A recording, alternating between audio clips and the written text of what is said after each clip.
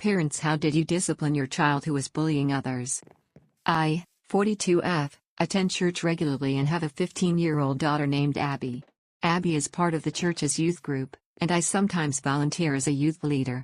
There's a girl in the group named Zoe, 16F, who lives with her grandparents. During one session, we were taking turns reading from the Bible. Each time it was Zoe's turn, she asked to skip. Initially, I let her skip because I thought she might have anxiety.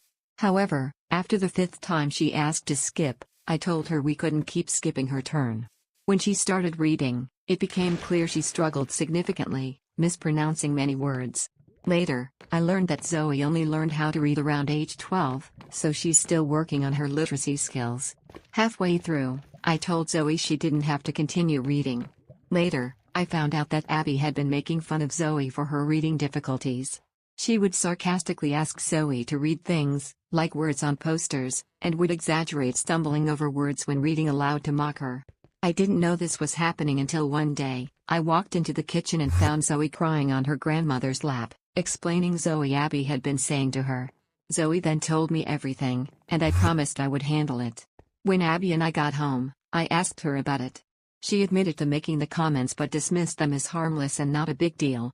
Abby is on her school's cheerleading team and had a competition coming up, so I told her, if it's not a big deal, then it won't be a big deal for you to miss the competition this weekend. Abby froze and started pleading with me, saying, "You have to let me go. It's different, what I did wasn't a big deal. Everyone is counting on me. Don't do this to me." I told her, if it wasn't a big deal, then you'll explain to your team why you're not going.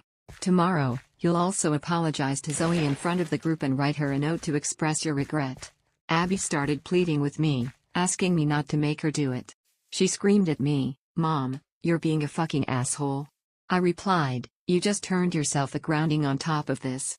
She stormed into her room, slammed the door, and punched a hole in the wall. At that point, I decided to ground her for 4 months. I later spoke to Zoe's grandmother to explain the situation and how I handled it. She agreed that the consequences I gave Abby were appropriate and would help her understand the impact of her actions.